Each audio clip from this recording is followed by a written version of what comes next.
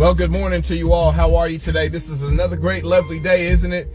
You know what? I love when the sun is shining. I get a chance to come outside and get some fresh air and see when the sun is shining that everything always feels like it's just going to be okay. It's another great day, y'all. Monday Mental Real Estate with yours truly, Dr. Michael Freeland, and I'm back in this seat once again to talk about some of the things that matter the most. But you know me, before I even get started, I got to ask you, how was your weekend? Did you spend time with somebody that loved you? Did you spend time with someone that loved you back? Did you get an opportunity to create something new and something special about this thing that we call mental real estate? Because you know what?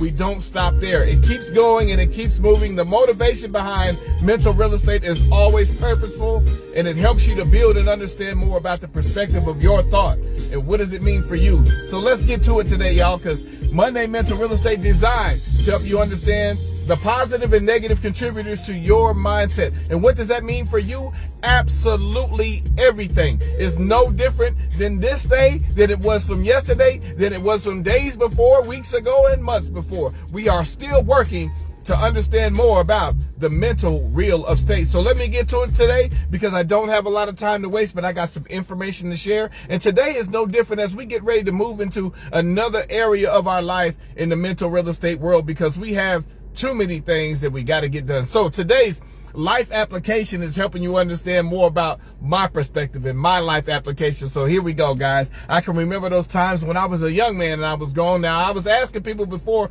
good morning, brother, I see you.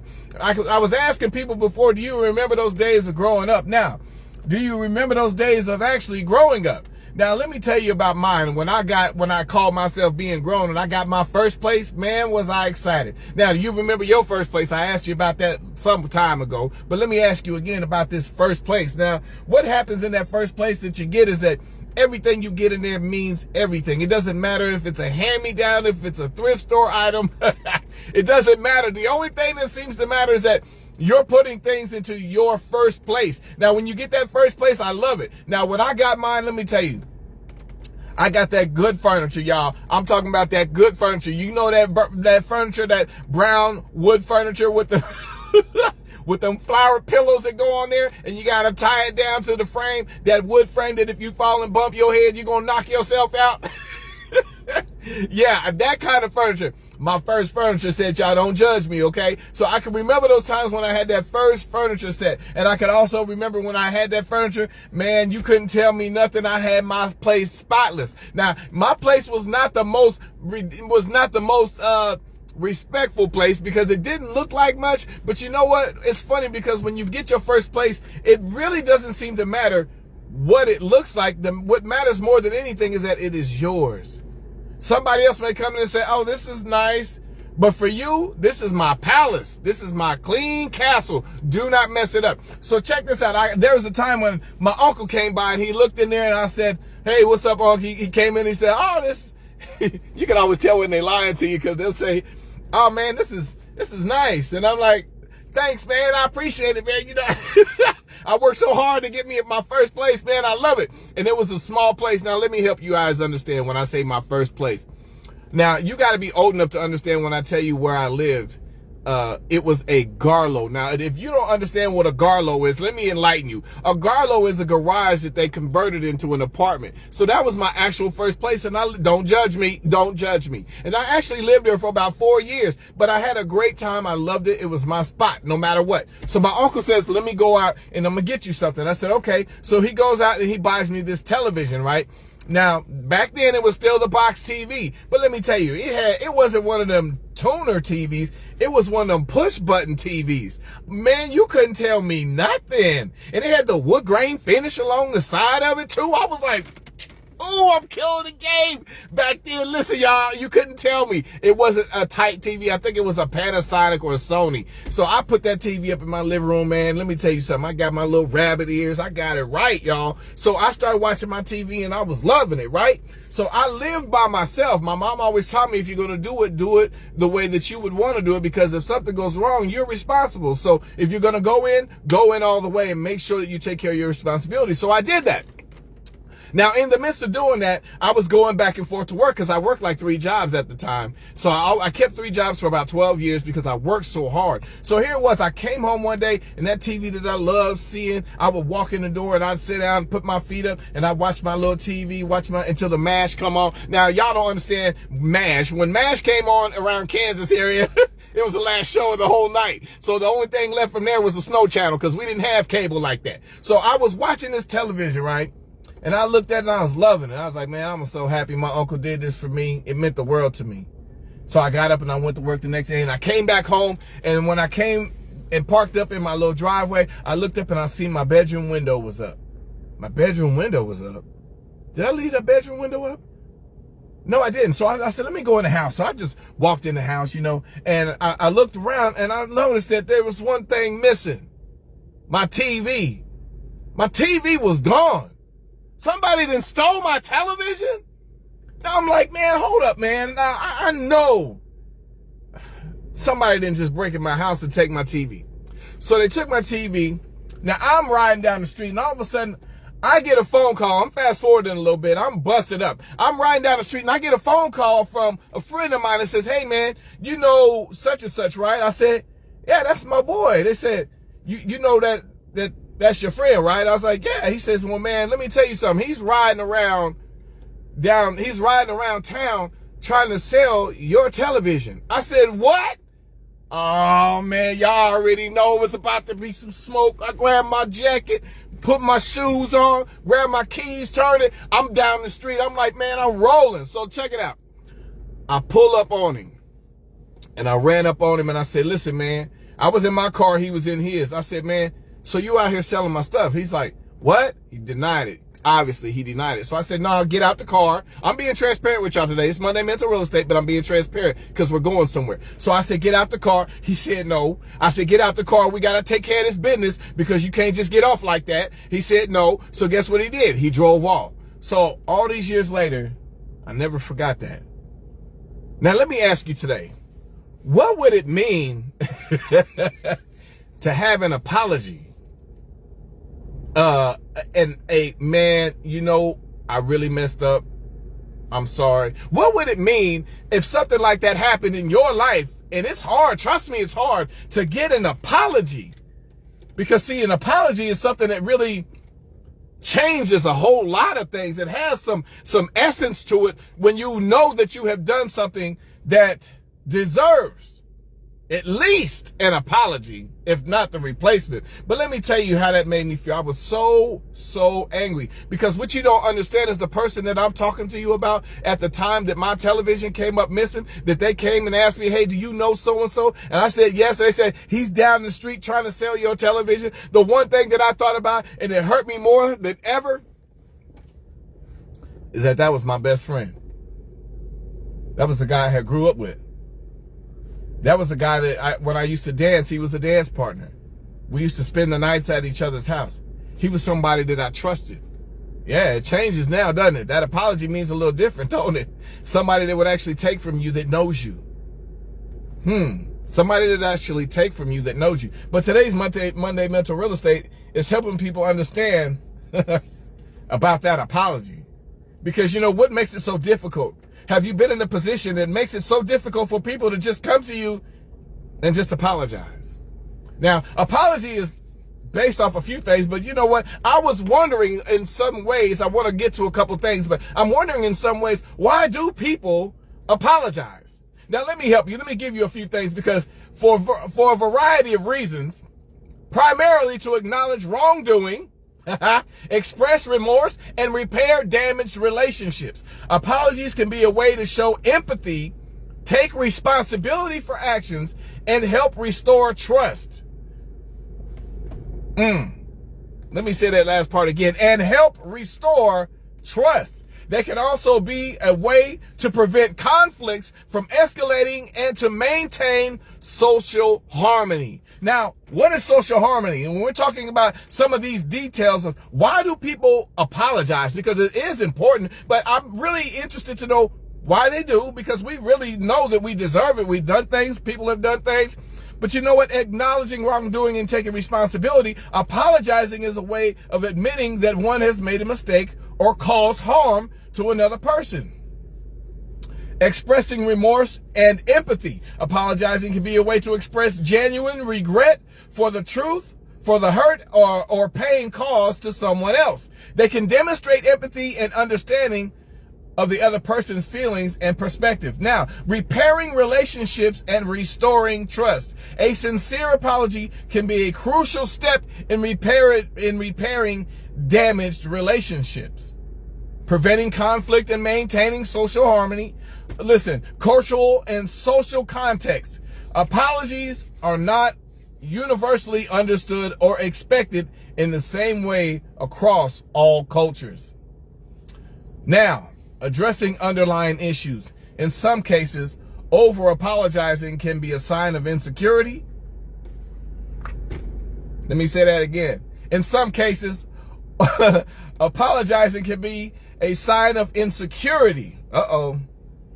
Low self-esteem, or a desire to avoid conflict at all costs.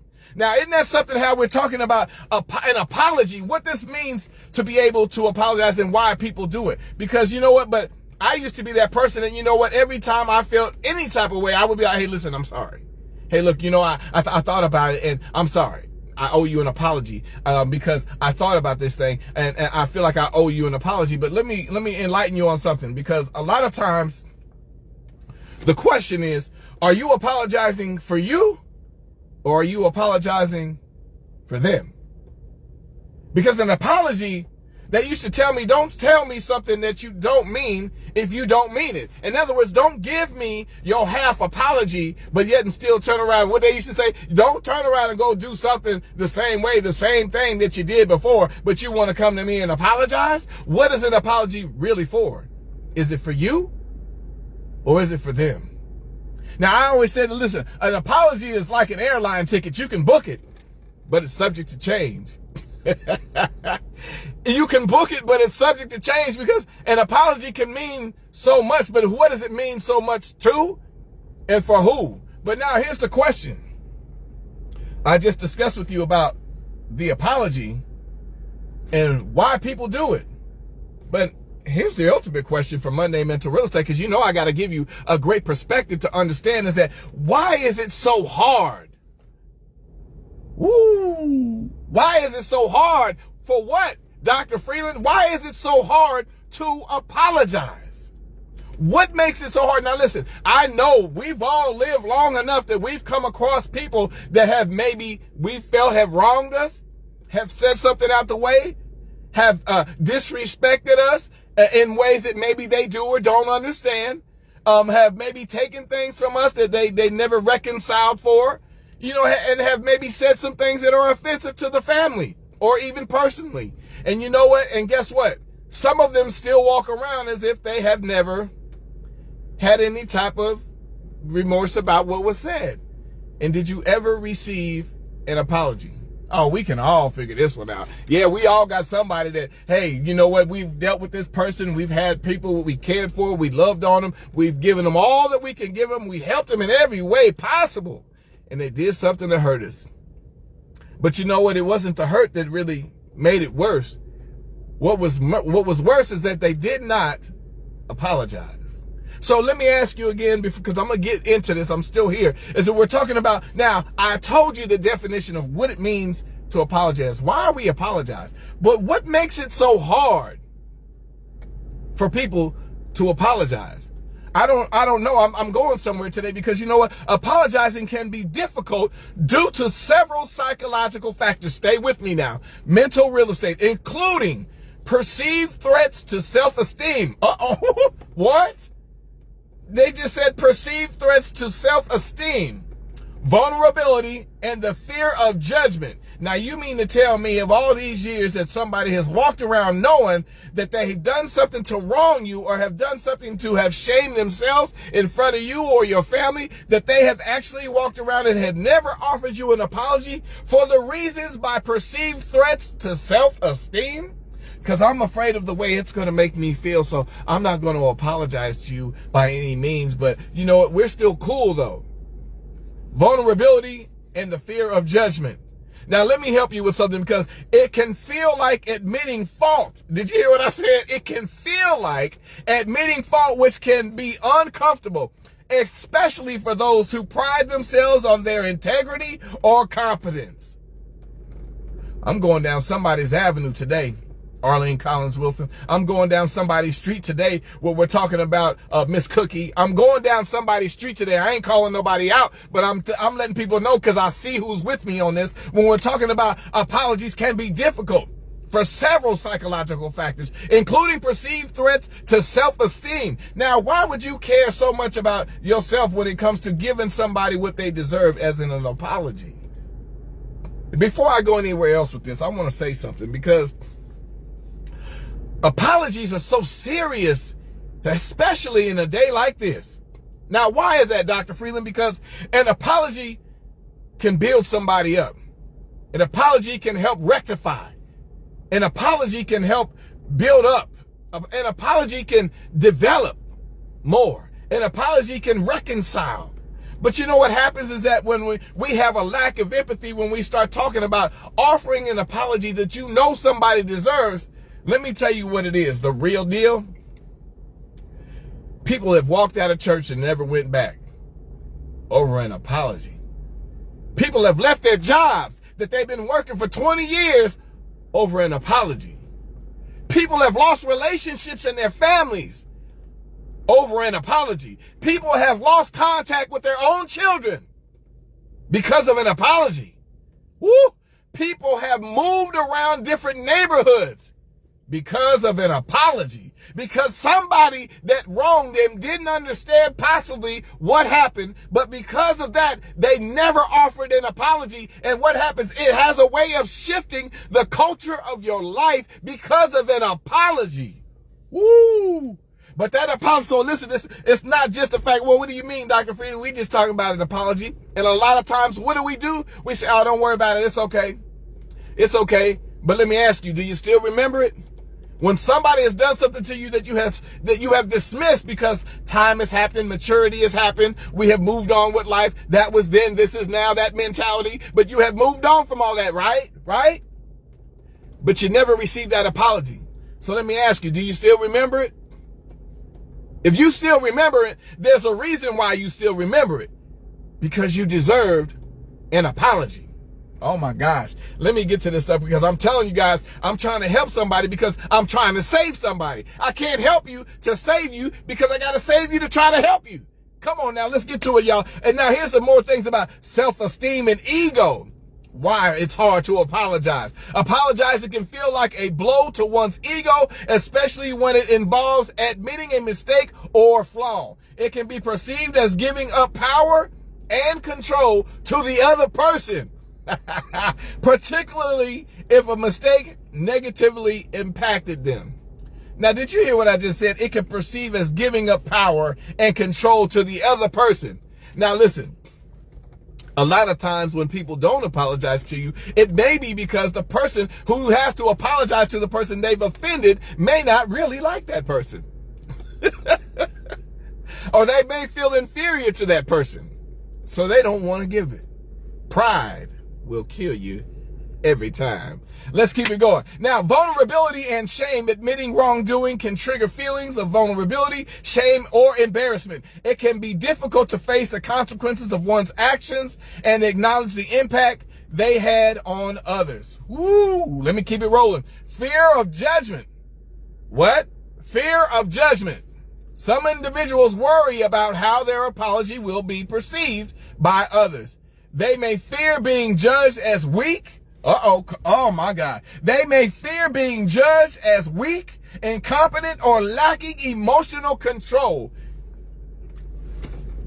Are you telling me if I don't offer you the apology that you deserve, these are all of the factors that can potentially be the root cause of why you don't receive what I'm supposed to give to you? Would I owe you what I'm indebted to tell you? Because if I've done something wrong, isn't it my responsibility to come and rectify that, to help you understand? Listen, there may be some things that weren't quite correct, but you know what? Let me offer you an apology, because I am truly sorry for what I've done to hurt you. Because when I'm talking about, listen, difficulty accepting responsibility.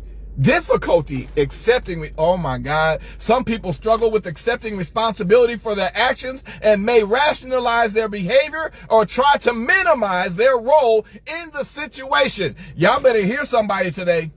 Let me read that again, because the difficulty accepting responsibility, woo! Some people struggle with accepting responsibility for their actions and may rationalize their behavior or try to minimize their role in the situation. Have you ever had somebody apologize to you? Now here it is. This is that ultimate apology. Well, listen, girl, I know the other day we had some differences, and I didn't really feel like, I did anything wrong, but I just want to say, if I did anything that upset you, I'm sorry. Did y'all hear how that happened? Did y'all hear how that happened? The fact of the matter is, we try to pull back at the same time we're trying to insert an apology based off of our language and conversation with our body language as well. Not offering what someone would really deserve, because let me just be honest with you. A lot of people can tell if they know you are serious about an apology or not. They can look dead at you and say, oh, get out of here with that. I appreciate it, thank you, but yeah, okay, whatever. We know how it is when it comes to somebody offering that apology. Now, let me get back to it, because I got a couple more. Trauma. Why is it hard to apologize? Trauma. In some cases, trauma can impact a person's ability to apologize, as it may be linked to a fear of further harm or vulnerability. And lastly, lack of empathy. Oh, lack of empathy. Individuals who struggle to understand or empathize with the feelings of others may find it more difficult to offer a sincere apology. It may be difficult to offer a sincere apology. Now, I just got done telling you that we know when somebody is giving us a real apology or not, don't we? We know when the situation gets critical, mass critical. Now, because I'm saying this is because, not because for you need to go out and actually find that person. If you do, that's up to you.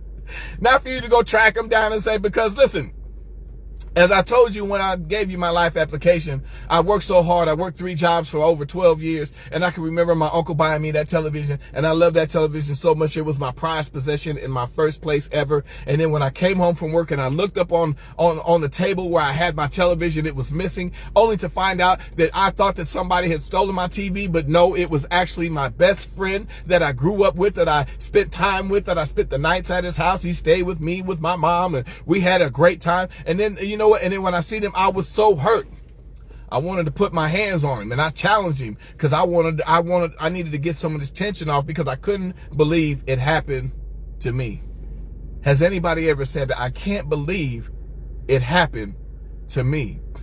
And when my best friend took this from me, it ripped a hole in my chest, because I had to go to my uncle, who had just bought the TV a few weeks ago, and explain to him, somebody has taken my TV.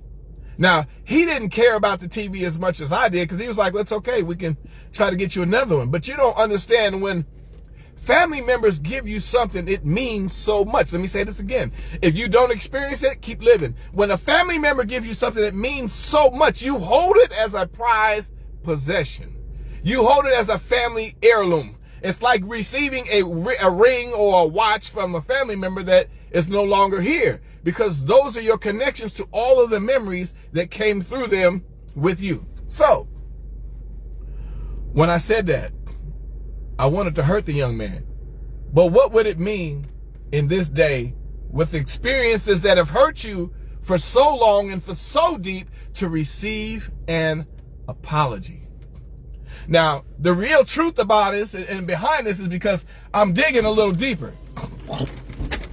And when I'm digging a little deeper, I want you to understand this. Listen to me good. As a parent, if you are a parent out there, as a parent, one of the hardest things that we could ever do as a parent is apologize to our children. Now, why is it you say that, Dr. Freeland? Because when we have our children, listen, we do the best that we can with what we have. We don't offer no apologies at the time. We're the general, we're the chef, we're the president, we're the electrician. We're doing everything we can for our kids. But you know what? A lot of times, even as a parent, they know that there are no textbooks for this. There's no manual to tell you how to be a parent. You're not going to always get it right, and we don't. If I can speak candid. We don't. But the fact of the matter is, I ain't talking about children as in adolescents. I'm talking about as a young adult. I recognize my sons or my daughters growing up, and I recognize that there were times in my life where it was vital to be in the position that I wasn't in because I had to provide, or I had to do what I needed to do to make sure that everything was taken care of. Because you know, as a man of the house, you got to take care of everything. You got to be the general. You got to make sure that you also the heavy. If I say no, that's what I mean. You got to call it the way you see it. But when it comes to our children, they have thoughts too. They have a mind too. And the perception of what they hear and what they see that comes from you is what sticks. I asked you a question earlier. If you still remember those people that person that might owe you an apology, because you can remember back when it happened, and something happened and they did something to you, and you know what? We dismissed it. Why? Because we got older, we got more mature. You know what? We moved on from that. We don't have time for that no more. No worries. It's okay. And a lot of times we'll say it's okay. But let me say something. If you can still remember the incident where you deserved that apology, you got scarred. And it's still a scar. Now, I'm not telling you, I'm just suggesting we all still have scars. And we do. This is real life. We're talking truthfully. But the reality of it is, when it comes to the mental real estate concept, that's what the two things I wanted you to understand. Why we apologize. Why do we offer an apology? It takes a strong individual to offer an apology, but it even takes an even stronger individual to receive one. Now, did you hear what I said? It takes an even stronger individual to receive an apology. Now, why did I say it takes a stronger individual to receive one? Because a lot of times we are caught up in the instance of that moment. Listen to me again. We are caught up in the instance of that moment. Now, listen, if God says forgive those that have trespassed against us, we pray that, the Lord's Prayer, forgive us. If those have trespassed against us, let us forgive them. But God tells you to forgive, but at the same time, when they come to you and offer you an apology and you turn your nose up and say, oh, yeah, whatever. You haven't let it go yet, have you? What are you still holding on to? Because when someone comes to offer you an apology, it is the right thing to do. Let me say this again. It may not be what you want to hear, but it is the right thing to do. And doing the right thing is what sets them free. Did you hear what I said? Doing the right thing is what sets them free. You may not accept it. You may not want to hear it. You may still carry around the same grudge that has happened and transpired that brings you to that place that you still feel you deserve an apology. But the moment you get it, you won't accept it. And if you don't accept it, listen, it doesn't dismiss the apology because you don't accept it. It doesn't hold them hostage because you don't accept it. What that does is help free the person that has made an official apology to you. And if you choose not to accept it, now that's on you. There's nothing more for us to do but let it go. When we've done as we've been instructed, when it comes to that part in our life when we know that we have to offer an apology because the apology is what's necessary. The apology is what's going to circle around. The apology is what cycles. The apology is what's going to build. The apology is what's going to give us a chance. Because you know what? How many times did we grow up as kids because they don't do it like that no more? We had these street fights. We get out here with our friends and we would knuckle up all day. And then we see each other as grown men and we walk into each other. We be like, man, you crazy. What's up, boy? How you doing, man? They like, man, what's up, Mike? How you been? It's good to see you. You know why? Because we learned how to apologize. Our actions at that moment may not be sustainable for the rest of our lives. Let me say this again. Our actions at that moment may not be sustainable for the rest of our lives. So what are you holding on to? When it comes to that apology, what are you waiting for? Are you waiting to receive or are you waiting to give? Because when you understand in the place in life where you are right now and where you come, your level of maturity, yes, you may dismiss it. Yes, you may have let it go. Yes, you may have grown past it. Yes, your maturity has maybe taken it over a little bit. And I ain't that same person I used to be, as we would say. I'm not the same person I used to be. But if you still remember, you got a scar. Just like falling down and getting that elbow, you got a scar. And a scar, it takes time to heal. So heal yourself from a lot of the things that we know can help us build those relationships. I'm telling you what God knows. When it comes to an apology, people, family, individuals, professional, personal, and religious relationships have been shattered over an apology. Now it's up to you to decide if you're going to have be that person who can receive it, or if you're going to be that person who can give it. But either way, don't allow the apologies from yesterday to dictate your today or tomorrow. But making sure your position is solidified, that you are clear in your mind and knowing that, listen, if there's anything wrong at all, I'm sorry. I may not have done everything that I believe, but listen, it's not what I say. It's how you feel.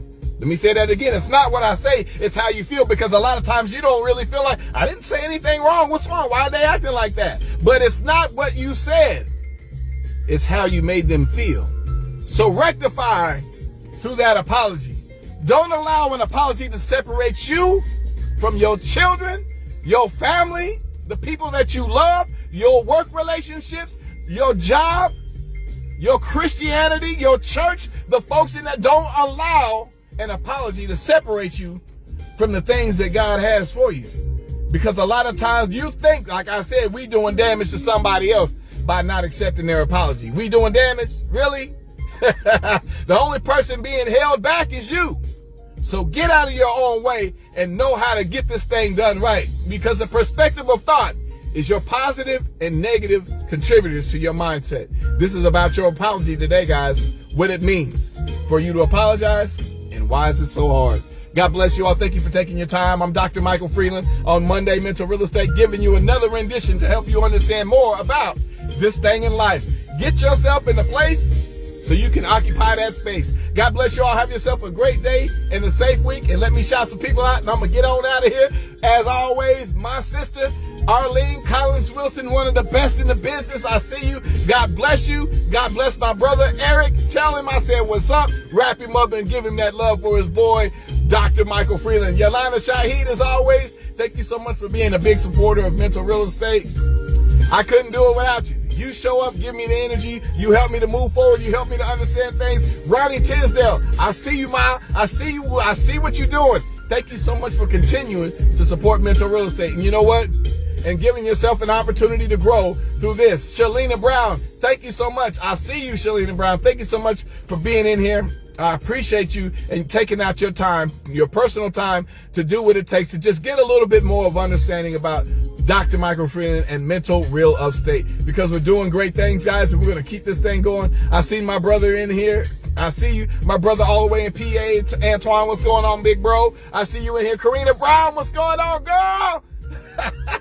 That girl's like my daughter, y'all. Karina Brown, check her out. She's amazing, an amazing young lady. Please tell your mother I said hello.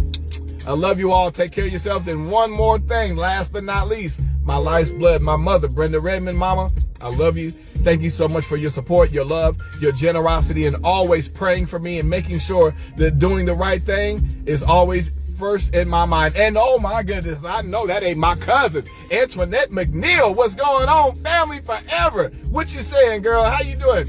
I think you just celebrated an anniversary. Happy anniversary to you as well, my dear. God bless you all. And listen, thank you for taking your time today. Let's get back to work, because I know I'm interrupting y'all's day. It's past 8 o'clock. You're like, all right, Doc, hurry up. I got things to do. I love you all. Take care of yourselves, and we'll get a chance to talk soon, okay?